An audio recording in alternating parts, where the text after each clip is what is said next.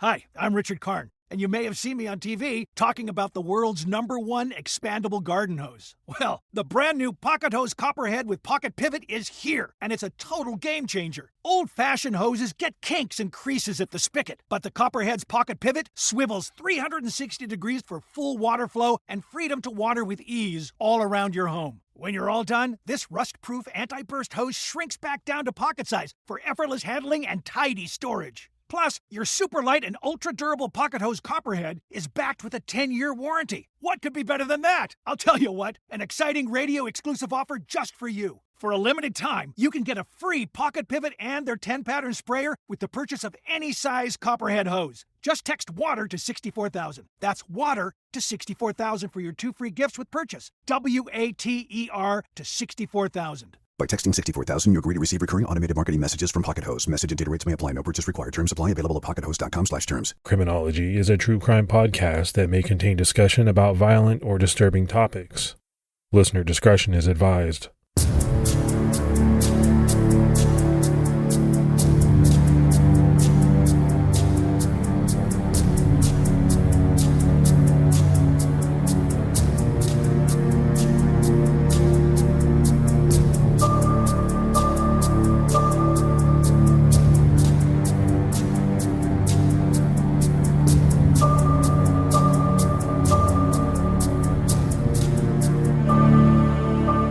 Hello, everyone, and welcome to episode 303 of the Criminology Podcast. I'm Mike Ferguson. And this is Mike Morford. Mr. Morford, how you doing, man? I'm doing good. I'm just happy that I was able to get here at a reasonable time to get started because I got stuck behind one of the slow pokes here in Southwest Florida. There's a lot of those down here, unfortunately, but how you doing? I'm doing great, and I did have to wait on you a little bit, but you explained the reason, and I bought it. I've actually had a very good week, and I can't say that all the time, but yeah, so I hope it continues. Let's go ahead and give our Patreon shout outs. We had Renee Moore jump out at our highest level, and also Minty B Queen. So great new support. We really appreciate it. Yeah, thanks to everyone that goes out of their way to support the show. It really helps us out. And for anyone else that would like to, you can go to patreon.com/criminology to sign up. So just a quick reminder, we're only about a month and a half away from CrimeCon 2024 in Nashville, Tennessee. That runs May 31st to June 2nd at the Gaylord Opryland. It's the biggest true crime convention in the world. Morph and I go every year, and we'll be on Podcast Row, and we'd love to see you there. If you need last-minute passes, go to crimecon.com and use our promo code Criminology to save 10% off your standard badge. And don't forget that we'll be holding our annual joint Criminology TCAT meetup with our friends and listeners. That'll be right on premises at CrimeCon. It's happening Saturday night, June 1st at 9 p.m. at the Gaylord Opryland, inside the Fuse Bar. So that should be a lot of fun. All right, so now that we have all of that out of the way, let's jump into this week's case. And it's one that has been unfolding for a while, and it's made pretty big headlines. There are multiple factors involved here that cause people to have trouble ignoring this case. We're talking about the crimes committed by a big YouTube star named Ruby Franke and her business partner, Jodi Hildebrandt. By the end, these two women did not want the details of their actions to come to light at trial because not only would it bring down their YouTube empire, but it would also cause them to be despised by just about everyone, whether they watch them on YouTube or not. The first time most of the world heard of Ruby Franke, she was making videos on YouTube with her husband Kevin and their children after the birth of their last daughter, the Franke's sixth child. They have 2 boys and 4 girls. As we talk about the children, we won't be using the first names of the younger 4, as they're still all minors. The family's YouTube channel name, 8 Passengers, referred to the family of 8 navigating the wild ride of life together. At some point, that family ride derailed, and if Ruby gets out of prison at any point, it's unlikely that any of her children will be clamoring to rekindle their relationship after what she did to them. Ruby and Kevin weren't the first ones in their family to begin vlogging together. Many of their family members already had and still have their own channels today. It was a fun hobby that they could all be involved in kind of just a new way to keep in touch. The couple, mostly Ruby, documented the first days of school. Things like their oldest daughter's first time making bread, family fun, the children's musical performances, getting ready for church, and just the rest of their daily lives. The kids made videos on their own sometimes, but again, the majority of the filming was done by Ruby. To viewers, the family seemed like an average family, one that they could identify with, and it became a pretty big hit. In September 2015, the channel had 500,000 subscribers. As time went on, the videos got more polished with better editing and lighting. The channel began to focus more on parenting and homeschooling, but the subscriptions did not slow down. Somewhere around the end of 2018, Ruby Franke began receiving therapy from a life coach named Jodi Hildebrandt. Their oldest son, Chad, also began to receive counseling from her. It was $900 a month for Chad, and as a teenager, he was expected by his parents to pay for it himself. Jodi Hildebrandt was a licensed therapist with a long resume. She had worked at the Cirque Lodge, a luxury addiction recovery center in Orem, Utah. Celebrities rumored to have received treatment at the facility include Lindsay Lohan, Kirsten Dunst, Mary-Kate Olsen, and Richie Sambora. People paid big bucks for what people like Jodi could offer them there. After leaving Cirque Lodge, Jodi founded Connections Classroom, an online counseling and educational program.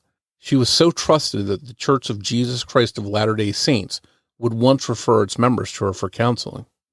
Based on Jodi Hildebrandt's resume and reputation, it would seem that her work with the Franke family would help them. In reality, it seemed to tear them apart. In 2012, Jodi's license was suspended for 18 months. One man, a former patient of hers, explained to the Salt Lake Tribune, "We came there for marriage counseling, and she pulled us into her porn marathon." He also complained that she had been speaking about him to people at Brigham Young University and also to LDS leaders at his church. It's unethical for a therapist to share details of the people who are trusting her with their most intimate secrets. The man also told the Salt Lake Tribune she just lied wherever she went to further an agenda to destroy my life.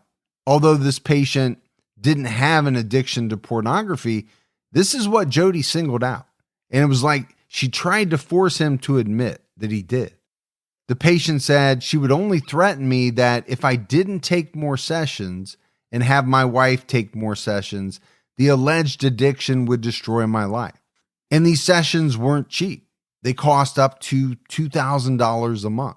It was the rumors of his addiction to pornography and his deviant behaviors that cost him his privileges at church and got him kicked out of Brigham Young University.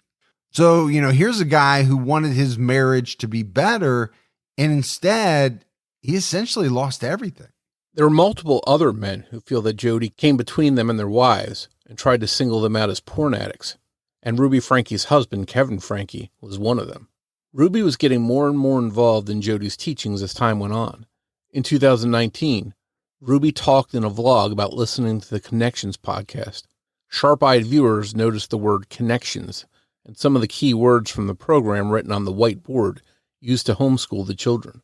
It was the beginning of a spiral into Ruby being controlled by this therapist. By June 2020, the 8 Passengers channel had 2.5 million subscribers, and it was really flourishing. While many of the videos stayed lighthearted, Ruby showed more and more of what is, at worst, a mean streak, and at best, a deep misunderstanding of development. The COVID-19 pandemic meant a lot of quarantine videos and staying home. Around this time, the family was relatively isolated. Friends and family stopped coming over, even on big holidays, but it didn't seem odd because a lot of people were trying to be careful around that time, and there were even laws or guidelines in some areas about how large gatherings could be. A lot of people would just forego an event rather than go through getting a test, so there were a lot of absences in many areas of life. It turns out this may have been a sign of something to come. aunts and uncles, grandmas and grandpas, cousins and friends had all been cut off for supposedly living in distortion or in a state where someone's views of the world, if they were at odds with Ruby's, caused them to be ridiculed and cut off by her. But this was hard to really see since it was camouflaged by the COVID distancing. One of the channel's biggest controversies came around May 2020 after Ruby's oldest son, Chad, revealed that his bed had been taken away from him as punishment and that he had been sleeping on a beanbag for 7 months. He had pranked his younger brother, waking him up in the middle of the night and telling him to get ready for a trip to Disneyland. Chad returned from the Anasazi Foundation's Wilderness Therapy Program, a 10-week camp for troubled youths, which people thought was an awful parenting decision. It seems that Ruby and Kevin didn't announce that they had sent Chad to a wilderness camp until people noticed he had been missing from every video they uploaded for a while. They didn't immediately reveal why they sent him, but in a later video, Ruby claimed he has always been a bit of a troublemaker and had actually broken one of his siblings' bones when he was younger, which we'll talk about later. While Chad was living on his own in the desert with vegan food rations he didn't care for, he actually gained 10 pounds. And this was a red flag for many people. Now aware of what the children, at least Chad, were going through, the public was outraged. People unsubscribed and signed petitions for CPS to investigate the family. Kevin Franke told ABC News 4 Utah, "It burned down the YouTube channel overnight. We lost 90% of our income." He went on to say that life during that period was hard for their family. The Frankes insisted that mental health professionals had backed up their decisions and that they were all in the best interest of their children. I think it's clear that this is an instance that shows, if you're in the public eye, how the public's perception of you can greatly affect what happens to you. And I think this has happened to a lot of people on YouTube. You know, you can have a meteoric rise, and many people have, gaining millions of subscribers. The money starts to become astronomical for some, but you're really putting yourself out there. Not only your words, but you're also videoing yourself. There's pressure to put out videos as often as you can. And there are countless examples of people who have lost it all through their own actions, whether it's begging people for donations. I've seen that, getting into, beefs with other people and, their audience turns against them. There's all kinds of ways for it to happen, but it does quite frequently. Yeah, and I think there are a lot of cases of misconduct, somebody, touching somebody inappropriately or saying inappropriate things that are, not accepted. That can also cause a lot of problems. I think when you're in that spotlight, like some of those YouTube people are, it can create an all new set of potential problems and maybe highlight any problems that are already there in the first place. And I think there's an added element here with the Franke family because it is the entire family. So viewers are not just getting to hear from or learn about what the adults are doing. It's all the children as well. And if they feel as if the children are being mistreated, which it sounds like is exactly what happened in this situation, I think it's going to be even worse. In the same video that Chad revealed he had lost his bed privileges, he and one of his younger sisters, who had both had their phones taken away, told Ruby that they didn't have any friends. She tried to specify that they meant no friends nearby, and they both insisted that no, they literally meant that they didn't have any friends at all, neither of them. With homeschooling and having no phone, Ruby was pretty much their only interaction each day that wasn't with other siblings. Many people noticed how the children seemed to accept this isolation and felt that it was a sign of Ruby's emotional abuse. This public shaming brought Ruby and Jodi closer as Ruby sought more help and counseling during what she considered a hard time. It seemed like she was on a perpetual quest for self-improvement. That year, Ruby and Kevin began to appear in videos together on Jodi's Connections YouTube channel. As bad as things had been to that point, It seems like 2021 is when things really started going downhill. In March of that year, Jodi began to tell the Frankies that shadow figures were haunting and chasing her. After a brief stay with friends, she claimed they had held her hostage and she escaped at Jodi's home in Ivins, Utah. Kevin witnessed strange things happening, proof of the supernatural entities haunting Jodi. He told ABC4 Utah there were crashes in the basement while we were talking upstairs and plates in the kitchen just flying off by themselves, full speed, smashing on the wall and falling to the floor. Kevin added, I can't explain it, but I saw it with my own eyes. I don't have any way to explain it other than there's some crazy shit going on. While all of this, if true, is certainly interesting and bizarre, it's really the catalyst that made things worse, because not long after all of this happened, Ruby and reluctantly Kevin invited Jodi to live in their house in Springville. Kevin would turn into what he called the home's resident exorcist. Due to Jodi's troubles, he would have to perform nightly blessings after Jodi would enter a trance-like state. It wasn't long before Jodi was sleeping in Ruby's bed without Kevin. The two would have visions together. One of the visions we know Ruby had was riding a lion named Charles in heaven. Another was a vision of herself walking on water with Jesus. Kevin told ABC4 Utah they'd go and lock themselves in a room for 4 or 5 hours, and they'd come out and be on cloud nine. So if you're an adult like Kevin Franke living in this situation, number one, it has to be very strange. But then just imagine how strange it must have been for the kids. And I'm getting some vibes here, more of like maybe some of the Conjuring movies. I don't know if you've seen any of those. Yeah, they're pretty scary movies. Some crazy stuff going on. Yeah, they're all loosely based on, Ed and Lorraine Warren, and they're good movies. But anytime someone calls themselves the resident exorcist, I start to think, all right, something strange is going on in the home. And then obviously when you talk about Ruby and Jodi locking themselves in the bedroom together for 4 or 5 hours at a time, most people are going to find that very odd. Yeah, when you start sleeping in the bed together and you kick your husband out of the bed, that's even more bizarre and not very common. So I think this whole situation, from this alleged paranormal activity to these visions, it's just really setting up for a strange scenario with a lot of odd things going on that could make for a dangerous environment.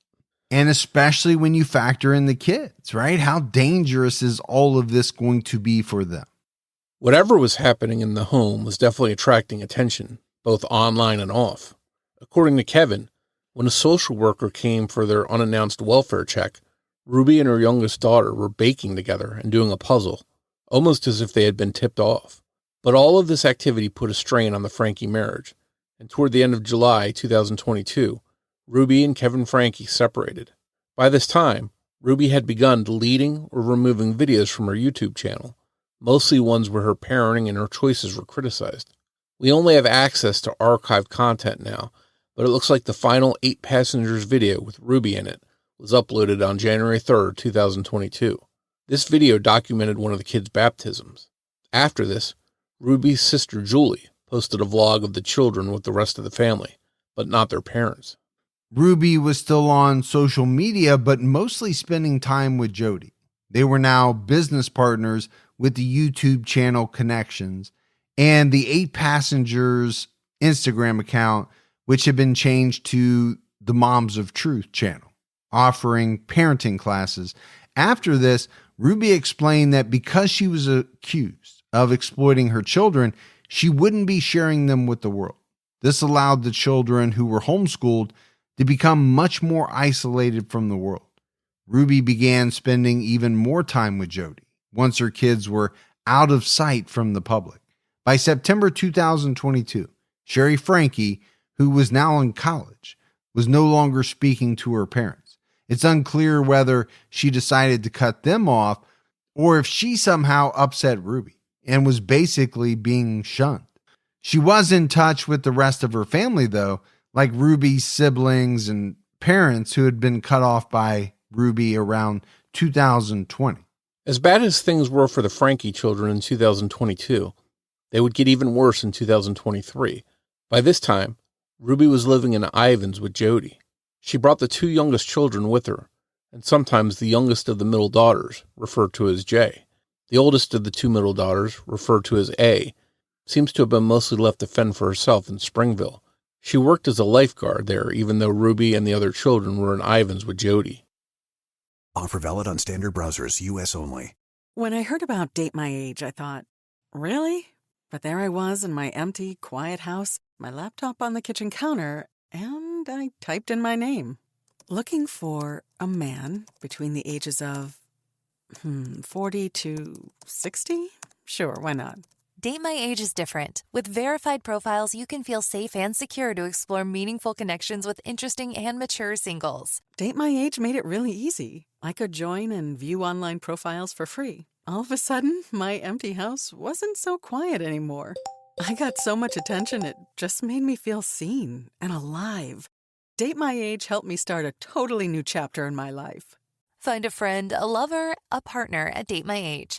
Get 60% off when you join at datemyage.com today. That's datemyage.com to connect with thousands of singles worldwide. datemyage.com. On August 30th, 2023, very early in the morning, Ruby left Jodi's home with Jay, the youngest of the two middle daughters. They were headed back to Springville, where the children's doctors and dentists were. Jay had a dental appointment later in the day, and it was apparently just easier to drive there early. Just before 11 a.m. on the same morning, Ruby's youngest son, referred to as R, had plans of his own. The 12-year-old's only goal was survival. With Ruby gone, R quietly unlocked the handcuffs he was bound with and slipped out the sliding glass door of the home. In socks, he limped through the hot dirt to a neighbor's home, knocking on their door, but no one answered. He went to another home and knocked weakly. Music could be heard from inside, but no one answered. He didn't give up. He made it to a third home where a man answered the door, somewhat hesitantly. R asked if he could do him a favor and take him to the nearest police station. The interaction between R and this neighbor was recorded on Ring doorbell security video. The neighbor asked R what was happening, and R responded, "It's personal business." He then sat down on the man's porch. As the neighbor gets closer, he realizes that R is in bad shape. As a woman comes outside and comforts R, the neighbor calls 911. This 911 call is released to the public, and we're going to play a portion of it now. I think it'll be pretty clear just how upset this neighbor was to have this young boy showing up at his door in such terrible shape. 911, the address of your emergency. Okay, and the phone number you're calling from. Tell me exactly what's happened. I just had a 12-year-old boy show up here at my front door asking for help. And he's said he just came from a neighbor's house, and we know there's been problems at this neighbor's house. He's emaciated, he's got tape around his legs, he's hungry, and he's thirsty. Okay. Is your door locked? No, I'm sitting outside with him on the front patio. Okay, cool. And he asked us to call the police. What's So your he's name? very afraid. What's your last name?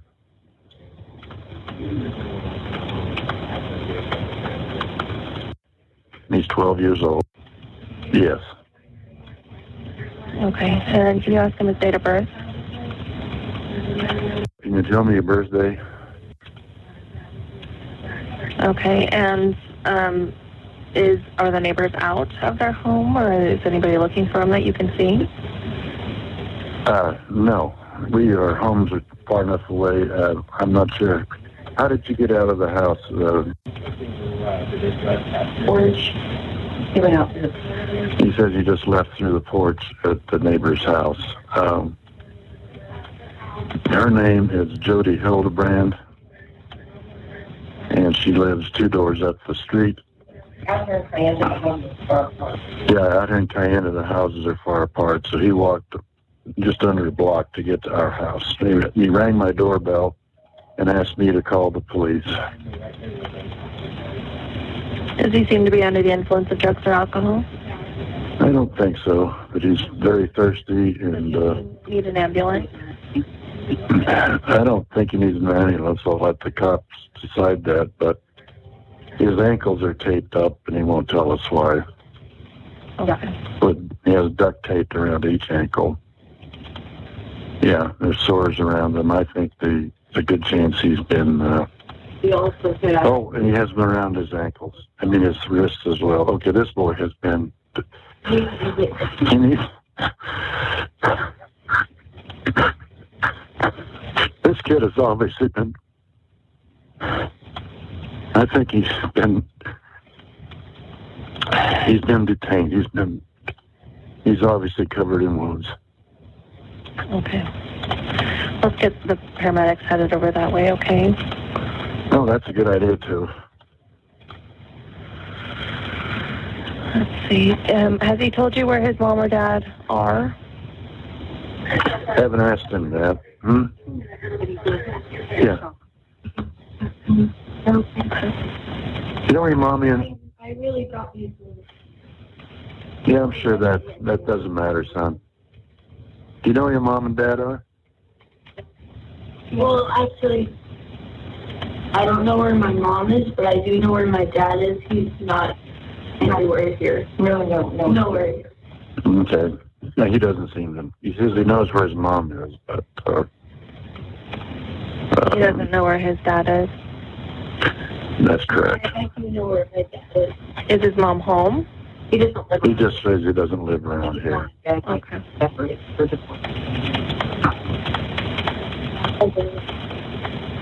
Is his Yeah, mom we're in getting... this area?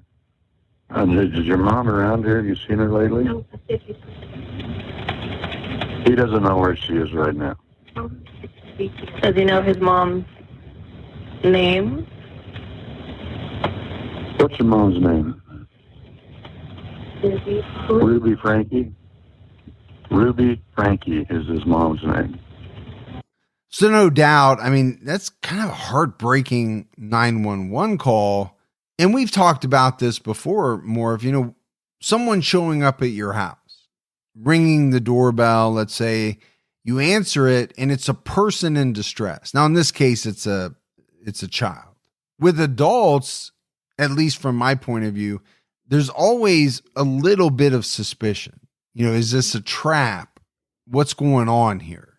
I think that is obviously much less when you see a child in this situation. What are the odds that a child's going to be trying to con you and want to hurt you? And I definitely don't think this man took it that way. When we mentioned that he was hesitant to open the door, I'm hesitant to open the door for anyone, to be honest with you, because if I don't know them, then I don't know what's going on. But it had to be such a shock for he and his wife.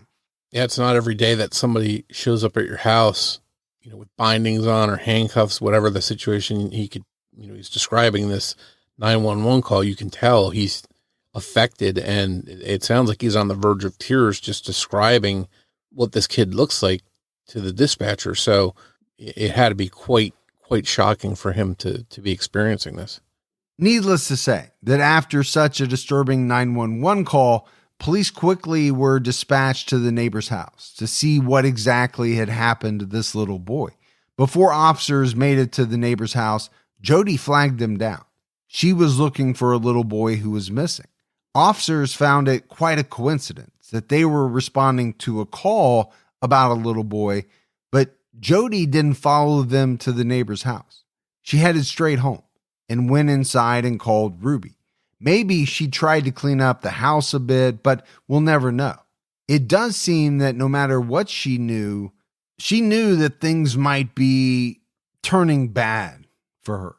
In the ambulance, R told officers 2 of his sisters were still in the home. He had no idea that Ruby had taken Jay to the city with her earlier that morning. He also revealed that he hadn't seen E in over a month, even though they were both living in the same home. R had no idea that E was also being tortured, and she was constantly told she was bad. Back at Jodi's house, officers strategically surrounded the property and banged on the front door.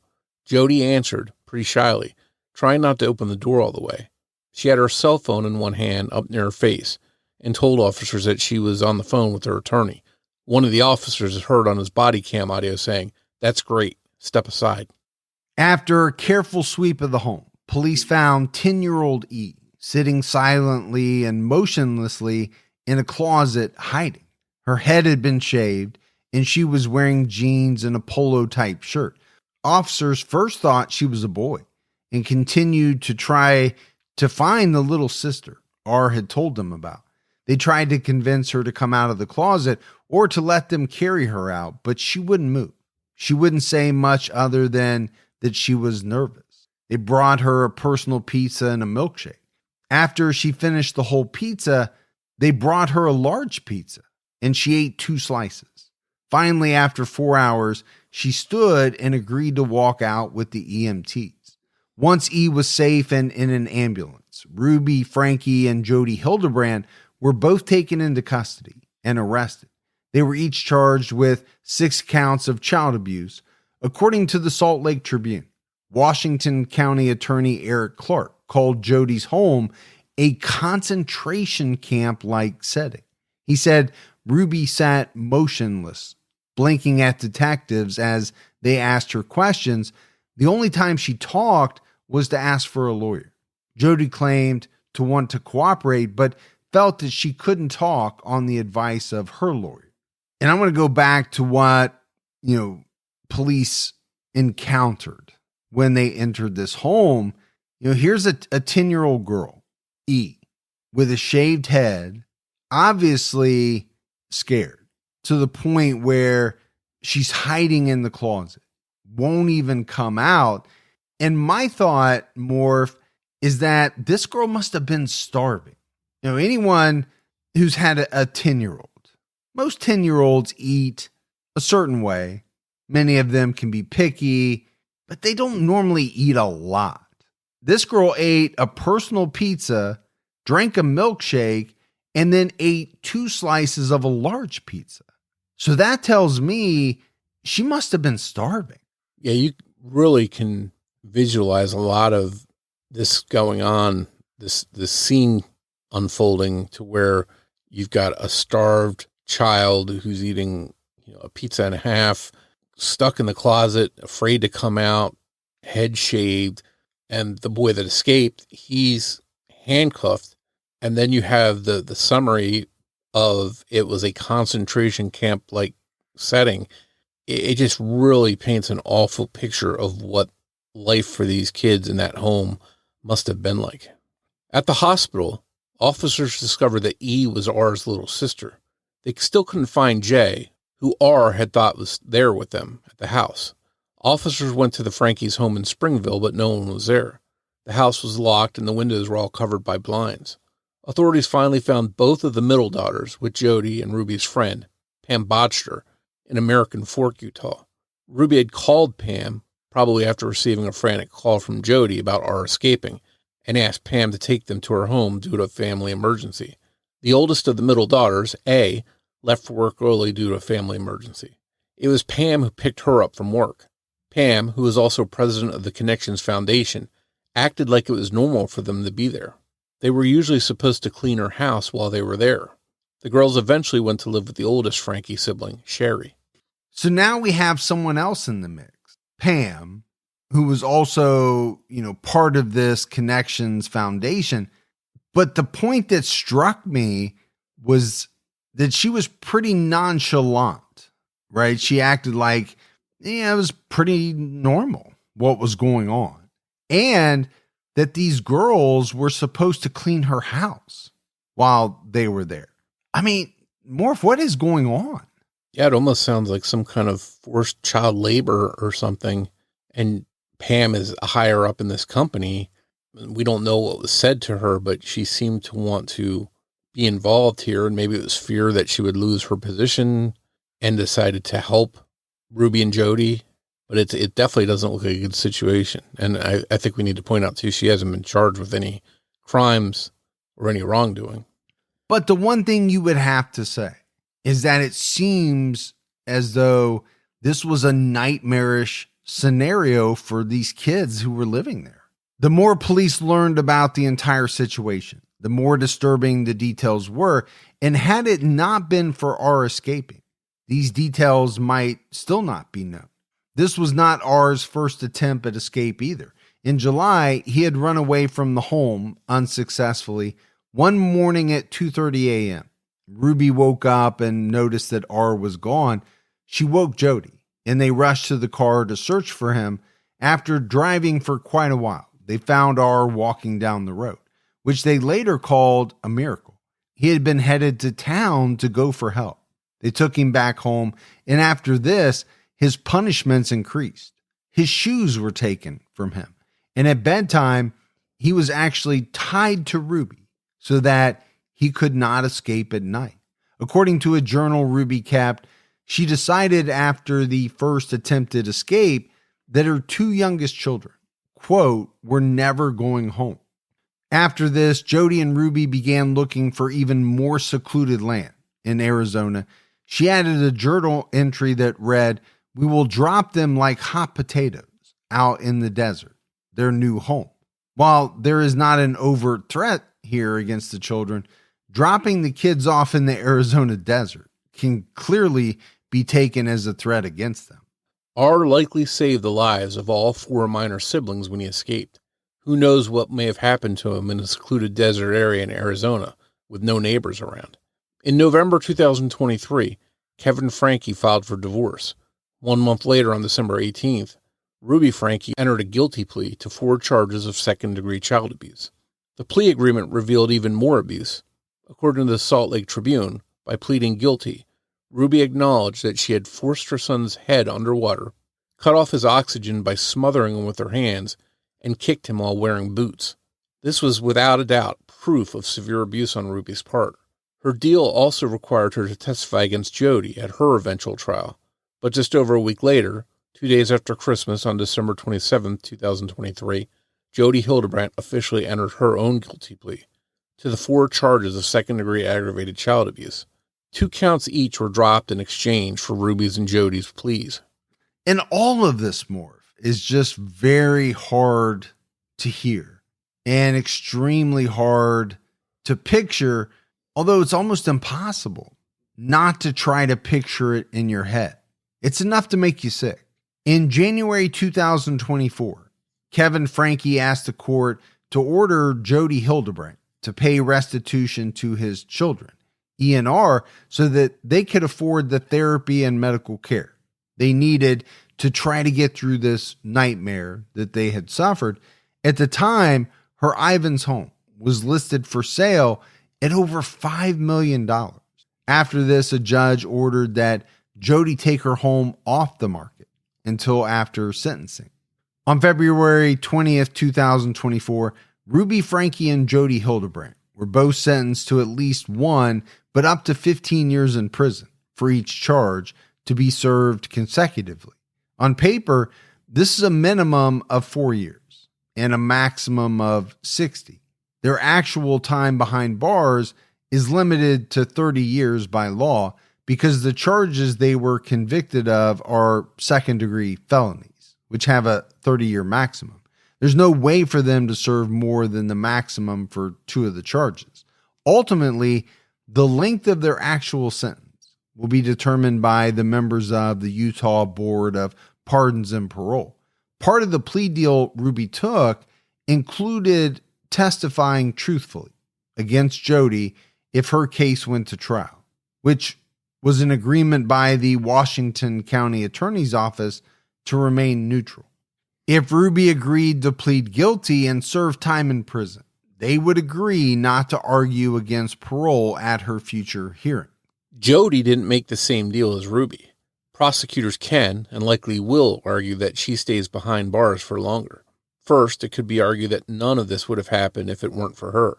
Sure, Kevin seemed to have let Ruby do as she pleased, and she had a more authoritarian parenting style, But none of the videos before 2018 come close to what we see happening after Jodi came into the picture.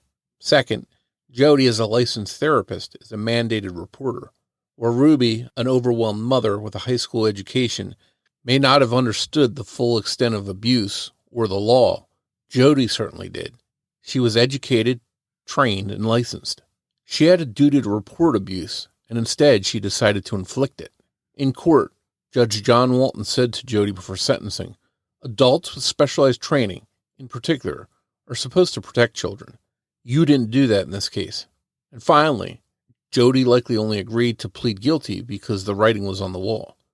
A drawn-out, public trial that would reveal all of the details with Ruby, her co-conspirator and closest confidant, spilling everything, or a quick and quiet plea would both likely see her end up in the same place. So obviously, what both Ruby and Jodi did was horrific.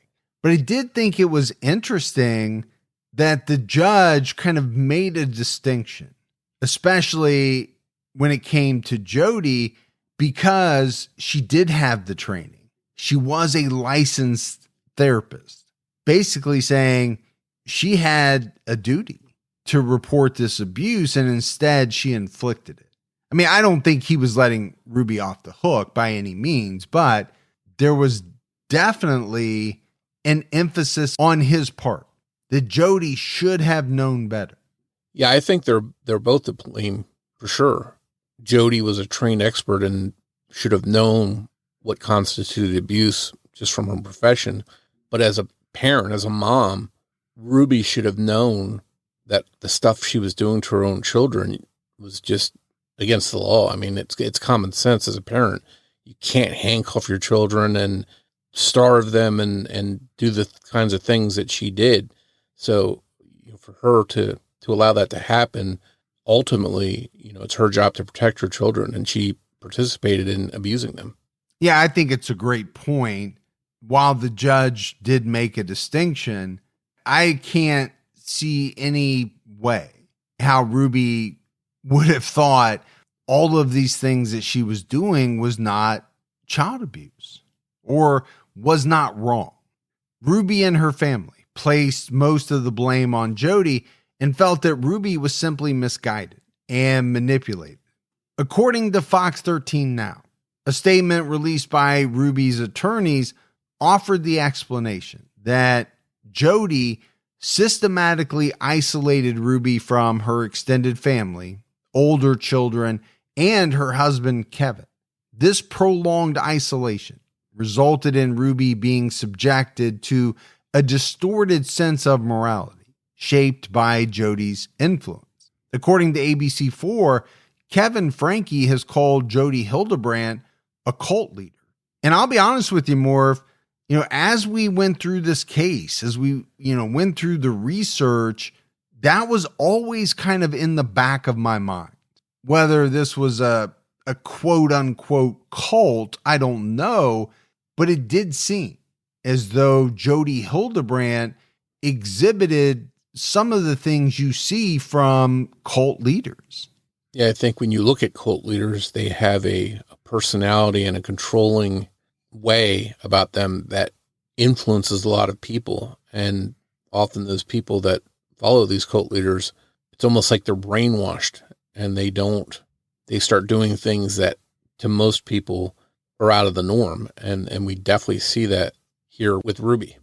And the other thing that you often see when everything comes out about some type of cult is that there's a systematic approach to separate the members from their family. You see that in a lot of instances. It's almost like there's a handbook. Many people watching this case unfold place a lot of blame on Kevin for what happened to the children, even at the hands of Ruby and Jodi. The argument is that as their father, he should have protected them. Kevin shouldn't have allowed Jodi to come between him and his wife, and certainly not allowed Jodi to start influencing Ruby's parenting. By the time Ruby and Jodi were arrested, Kevin had been out of the lives of his children for over a year. Many people feel that Kevin abandoned his children, but Kevin said to ABC News 4, "I was completely cut off." And I think the pushback to that would be, well, if you're being cut off from your children, that's when you get the police involved, you get the courts involved, because you have a right to see your children. So I think people fault him for not taking those steps and trying to be with his children. There are some events in Jodi's past that make it seem that most of this was Jodi's pattern, not Ruby's. In 2010, the American Fork Police Department dealt with Jodi when a teenager who was her nephew reported that she was abusing him. The teen described Jodi forcing him to sleep outside and putting duct tape over his mouth. Authorities were unable to make contact with Jodi for an investigation into her nephew's allegations. 2 weeks later, Jodi reported the teen as a runaway. This was the third time the teen had run away. When officers found him, he refused to go back to her and claimed that Jodi tried to make him confess his sins and that Jodi had tried to break him down. All of this is almost exactly what happened with the two youngest Franke children. And again, it's almost as if Jodi had some type of playbook. Even if most of what happened to the Franke kids was because of Jodi, it really didn't take much to push Ruby to abuse her children. Long before she met Jodi, Ruby had a history of ignoring the children's very serious medical problems. When Sherry was an infant, she suffered a very severe abdominal issue, which could have been fatal if it wasn't treated. Ruby didn't want to take her to the emergency room, but Kevin insisted. An emergency surgery to fix a folded intestine saved Sherry's life.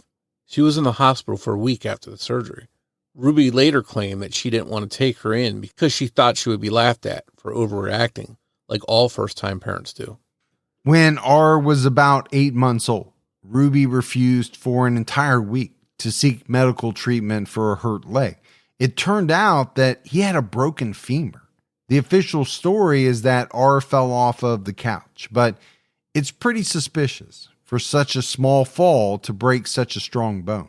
Many think it may have been caused by abuse from either Ruby or Kevin, but it seems like Ruby may have been setting up to reveal that it had been Chad who caused it. But no matter how it happened, a broken femur should have been addressed by a doctor much sooner. Sherry needed another emergency room trip. This time when she was a teenager, she had been suffering from chronic headaches, ringing in her ears. She once mentioned standing up and getting so dizzy that she fell into a wall. And finally, she began to have vision issues. Ruby filmed herself admitting that she was stalling and took an hour-long shower, cleaned the bathroom, and then did her hair and makeup so that she didn't have to take Sherry to the hospital. So I think there's no doubt there was a pattern on the part of Ruby of not wanting to get her children help when they needed it. Morph, imagine breaking your femur. That is a very large bone in the body. How bad would that hurt? And you can't get your mom to take you to the hospital. Yeah, in the one instant she mentioned not wanting to overreact, and I sort of get that. I think with your first child, you're so paranoid about every little thing that happens that you're like, should I take them to the hospital? Are they sick? Are they going to be okay? And you just don't know that as a first-time parent. But then after you've had a couple kids, a lot more stuff, you don't take as seriously.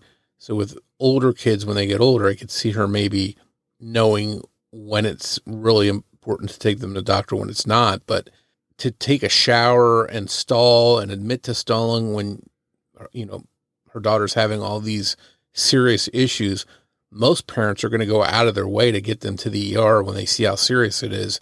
And here she's admittedly stalling and doing everything she can not to take her to the hospital. And not only that, but she's doing it on camera and then uploading it for the world to see. Back to your point of, kind of being a new parent. For me, that even went into, when the kids were older, there were times where we would go to the hospital, the emergency room, and it would turn out to not be really anything. But my thought was always, what's the worst that's going to happen? They're going to tell us that it's not that big a deal. Well, that's actually a good thing. But I'm not going to sit around here and, let my child feel terrible, feel like they're suffering without doing everything I can do. Yeah, and one key difference too, at a young age, a child can't tell you what's wrong with them. If they fall down, you don't know if they hit their head, or they can't tell you what their symptoms are or how bad they're feeling. But as an older child, Sherry was complaining about all of these different things that were going on. So she's telling her mom that she needs to go to the hospital. And that's where Sherry really failed, when her own daughter's saying, I need to go to the hospital, and she's not doing anything about it. As recently as 2022, there was a call for a welfare check on the Franke children. This is one of more than a dozen calls regarding the Frankies since 2019. School resource officers attempted to check on the children and speak to them at school, but weren't able to make contact. Interestingly, for at least 10 of the calls, officers and not CPS or an ambulance responded. The two middle daughters ended up getting suspended from school because they weren't up to date on their vaccinations. Sherry and Chad obviously had their vaccinations, but for some reason the two middle daughters weren't up to date. And then eventually, E and R believed that vaccines would kill them. Interestingly, Ruby had no issues taking them to orthodontist appointments or to get prescriptions for acne medication, both being more cosmetic and not medical type of appointments. And I think that's an interesting thing to take note of. It doesn't sound as though it was about the money, right? She's taking them to the orthodontist. She's getting prescriptions for acne medication, but doesn't want to take them when something, fairly seriously is wrong with them medically. I don't get it. And to me, I wonder if it's because she wanted them to look good for their YouTube channel, and the cosmetic stuff was important to her, but not their medical condition. Oh man, that's a great point that I actually had not thought of. Was it that everything was so wrapped up into this YouTube channel and really the appearance of the family, but not so much how the family was in reality, right? Because you can make people look a certain way in a video. You can force everyone to smile and act like everything's going great, when in reality, the opposite is true. What's so shocking about the abuse of the Franke children is not just what happened to them. It's that one of the people doing it was their own mother, the person who is probably most counted on or most expected to protect their kids. When exactly did she go from maybe, being mean or obsessed with perfection to cruel and abusive? Looking through old 8-passenger videos is hard. Ruby stopped vlogging and deleted a lot of their videos, especially the ones that showcase the issues people had with her parenting. So it's really hard to kind of see that shift.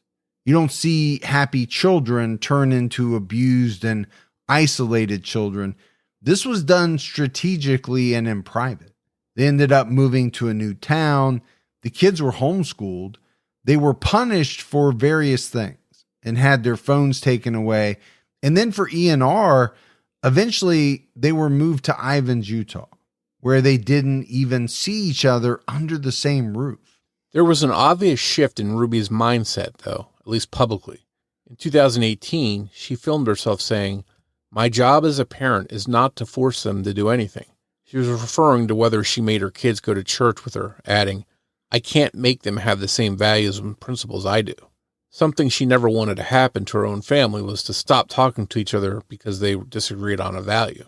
Her tone in 2018 was soft and reflective. In 2022, she again filmed herself, this time angrily asserting, not calmly vlogging. She said, "Living in this home, which I provide, this is my home, and we go to church on Sundays to give thanks for that. And if you choose not to abide by the expectations of this household, then you are in effect saying, I don't want to be part of this household, and that would be your choice, and you are welcome to leave." This video was posted on the Connections page.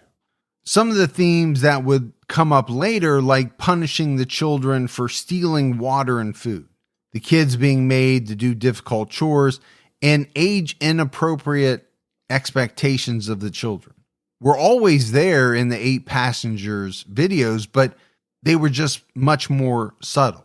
For example, in 2015, Chad had one cavity and needed a filling. While in the dentist's waiting room, Ruby told Chad he would need to do extra chores to pay for his filling. Now, I understand teaching your children responsibility and consequences, but making them pay for their own health care when they're still a child, that seems over the top to me, and I'm sure it does to a lot of people.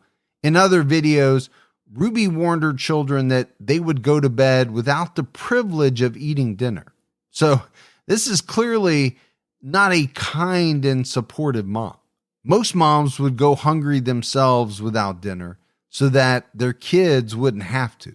And in this situation, she threatened her own children with the opposite scenario. And I understand that everyone has a little bit of a different parenting style. I wouldn't call eating dinner a privilege, especially, when you're a child. You need to provide dinner as a parent for your children. That's kind of part of being a parent, a big part.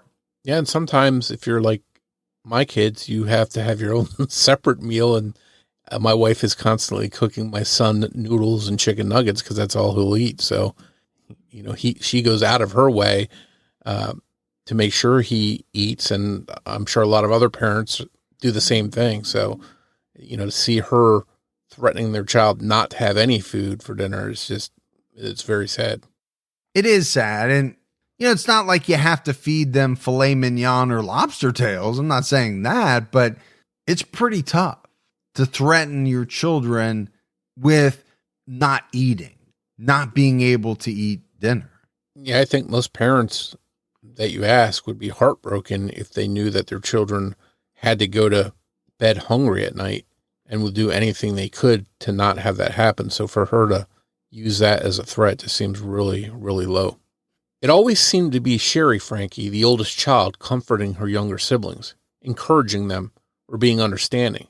There's a video where 5-year-old R has ripped his big toenail in half, and Ruby asks him why he didn't tell her, and he kept it a secret from her. R is basically sitting there hyperventilating and maybe trying to come up with an answer. And Sherry answers saying that Ruby would probably give him candy if he was brave and let her trim it. A lot of the time, Sherry, the older sister, was much more motherly than Ruby was. Sherry mothered the younger children often. In early 2020, Ruby and Kevin traveled to another country for vacation, and Sherry was tasked with caring for the other 5 children while they were gone. When R was 10 and E was 8, they were made to sit with the rest of the family on Christmas while everyone except them received presents. This was supposedly to make them think about their selfish behavior. This was really just some of their earliest isolation and emotional abuse. There were many more videos that people had an issue with, but when most, if not all of these events happened, Jodi Hildebrandt was already in the family's lives. So it's clear to many people that once Jodi came into Ruby's life, the negative treatment of her own children got stronger. When E was just 6 years old, her kindergarten teacher called and asked Ruby to bring a lunch to the school for her. Ruby's response was, E is responsible for making her lunches in the morning, and she actually told me she did pack a lunch. So the natural outcome is she's just going to need to be hungry. In a TikTok video, she went on to say, I know that her teacher's uncomfortable with her being hungry and not having a lunch.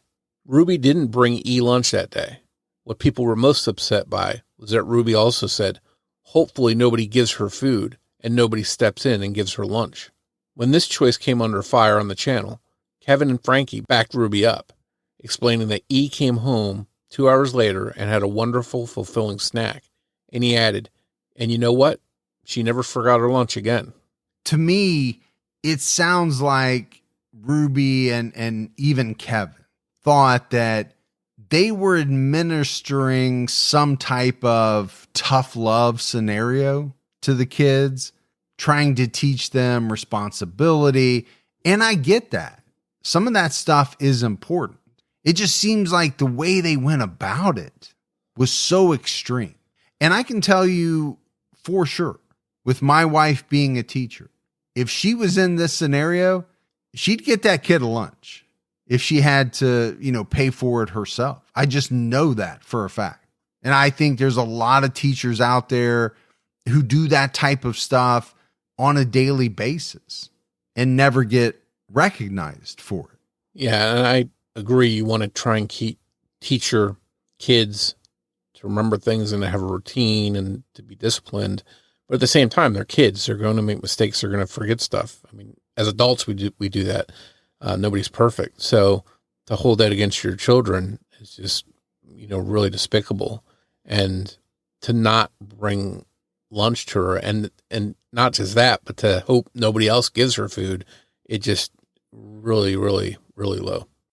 And I think you can see why so many people who were watching this stuff online began to have serious problems with it. In one video, Ruby admits that her kids are literally starving because she told them she wouldn't let them eat breakfast until all of their chores were done. This is something she herself says she hesitates to say out loud because it makes her sound like a mean barbarian. Yet, it's the choice she thought was right for her children. Long before she met Jodi, she had developmentally inappropriate expectations for the children. So it's clear that while Jodi may have brought these bad qualities and choices out in Ruby, Ruby may have had them inside of her all along. When their youngest child, E, was just 3 years old, Ruby recorded herself talking about her conscious decision to let her miss preschool because E was notorious for sleeping in. Ruby went on to say, I thought, you know what? I'm not going to wake her up because every time I wake her up, she gets super grumpy and upset, and I have to literally drag her into her dress. She explained that E is old enough for this responsibility and explained to her, you need to get up and get ready if you're to go to preschool. In this video, Shuri, their oldest daughter, who was getting E dressed for the day, protested, saying she's too young to control when she wakes up. Ruby denied this and said E being awake and getting ready now is proof that she can control this. But Shuri revealed that she woke E up and got her out of bed. Ruby seemed completely unaware of this. We're talking about a preschool-aged child. Morphew and I have both been there, and so many people listening have been there. Yeah, it's mind-boggling. I can't get my 13-year-old out of bed as it is, and she has an alarm, and we yell into her, and so to expect a 3-year-old to get themselves up and get going, it's so strange that she would even consider that's something that could be normal. Or consider that she should be punished because at 3 years old, she's not able to regulate everything in her life. What 3-year-old can? I can barely do it now at 50. Yeah, and I think maybe this just hints that she's not, wasn't living in full reality when she thinks some of these things that are just not normal. It makes you wonder if she was completely living in reality. Yeah, I think that's a good point. Something to keep in mind as we wrap up. There's also possible financial abuse in this case as well. Sherry's college savings, which she had been collecting since she was 5 years old, was transferred out of her bank account via wire transfer. The family chalked it up to fraud and theft, but it's likely that someone in the family with the information took it, especially because Sherry said they would sometimes put money back in to disguise the theft. There were also definite elements of abuse via forced exercise that Ruby chose to film and put online like it was no big deal. R was made to do 10 push-ups because he left his socks in the yard. And I think, listeners will vary maybe on a point like this. Is it really abuse? Some will think, yeah, it is. You shouldn't be making, young children do push-ups. Others may say, well, that's not as big a deal as some of the other stuff that we've talked about. But, it's these kinds of things that make people doubt that Jodi truly caused Ruby's behavior. Many believe she was headed this direction either way, but we don't know that Kevin would have moved out of the home for over a year if Jodi hadn't caused the house to be such an extremely unlivable place. Jodi getting close with Ruby certainly seems to have pushed him away faster. In March 2024, evidence from the case was released. Body cam, incident reports, photos, and a journal that Ruby wrote documenting the torture she and Jodi inflicted on E&R. Despite how much evidence was released, Ruby's sister, Bonnie, spoke out publicly saying, "You only know a fraction of what happened." If that's true, the thought of that is chilling. The photos released depict the extent of R's wounds. They're awful and will likely cause him issues walking for a long time, if not the rest of his life. The bindings around his ankles had torn deeply into his flesh. Ruby's own journal details making the kids stand outside in the sun for hours, with no food, water, sunscreen, or socks. Desert rocks and dirt get so hot in the daytime, both R and E had blisters on their feet. The children, normally very fair-skinned, had dark tans. They were punished for stealing water, even from the toilet. They were desperate and terrified. They were made to carry heavy boxes of books up and down stairs all day with no breaks, and prodded with cactus when they disobeyed or failed. One of the most horrific parts of the punishment was their supposed treatment of R's wounds.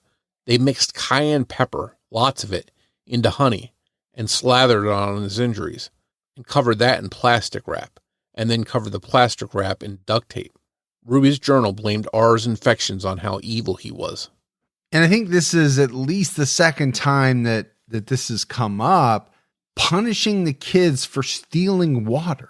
Who steals water? Water just is there, comes out of the sink or comes out of the fridge. You know, we're all taught you're supposed to drink a lot of water. And here, these kids must have been so dehydrated that at one point they were trying to drink from the toilet because they were even punished for that.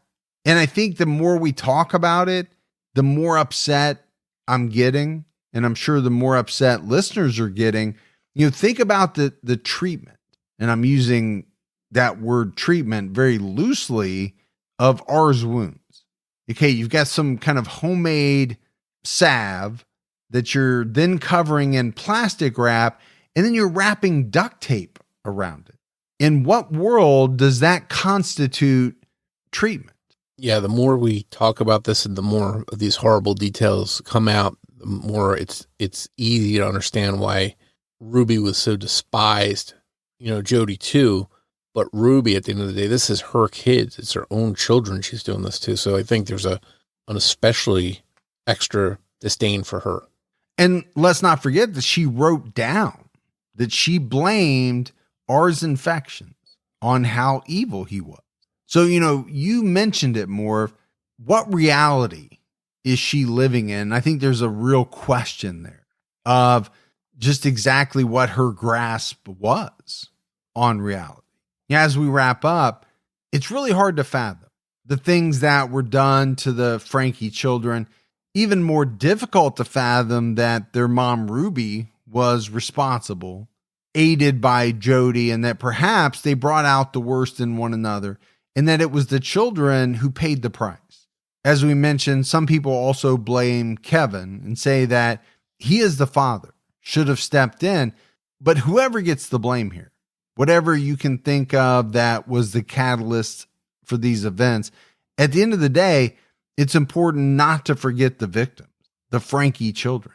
They've suffered greatly and their family has imploded. And you really have to wonder, how will all of this affect them long term? And I do think this is an extremely fascinating story. It's a tough one because we are talking about the abuse of children. You know, you look at Ruby Franke having this YouTube channel kind of dedicated to parenting. And obviously she had a very distinct style of parenting.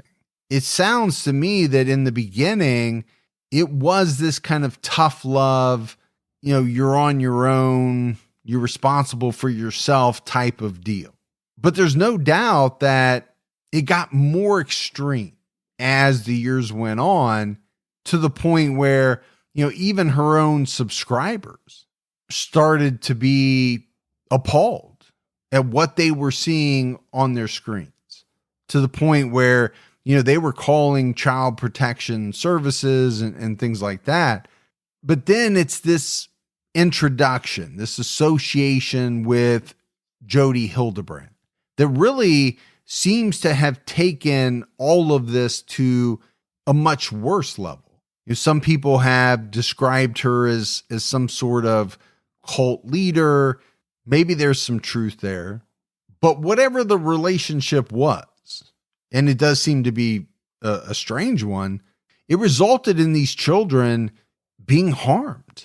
Yeah, I think this is proof that when two people get together and they both have, either bad intentions or they're not living in reality, they get together and, it's combustible. It's like, it's something blows up and a line gets crossed, and all of a sudden it goes from tough love to kids being handcuffed and starved and things like that.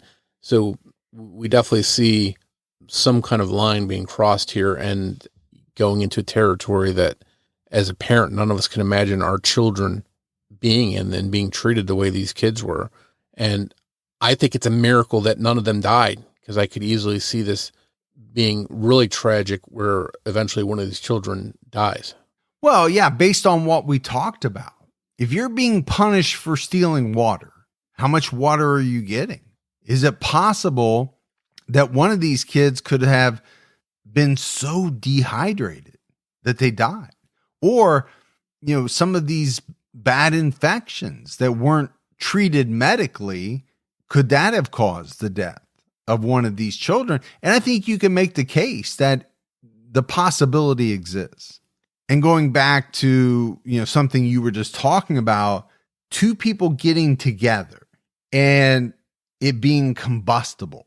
We've seen that with serial killers, duos, where, it's possible that, one person was not on a great path, but maybe it wasn't a path where they were going to become a killer, but the association with another person led them down that path. And I don't know if that's kind of what we're looking at here with Jodi and Ruby. Yeah, it clearly seems there's evidence that they each on their own had things in their background that were troubling, but once they got together, it was just a recipe for disaster. Yeah, absolutely. But that's it for our episode on Ruby Franke and Jodi Hildebrandt. If you love the show, but haven't done so yet, take a minute, go out, give us a 5-star rating. You can also leave a review. Keep telling your friends. Word of mouth about the Criminology podcast really helps us out. If you want to find us on social media, we're on X with the handle @CriminologyPod. You can also find us on Facebook by going to facebook.com/CriminologyPodcast. And you can join our Facebook discussion group, Criminology Podcast Discussion and Fans. So that's it for another episode of Criminology, but Morph and I will be back with all of you next Saturday night with a brand new episode. So until then, for Mike and Morph, we'll talk to you next week. Take care, everyone.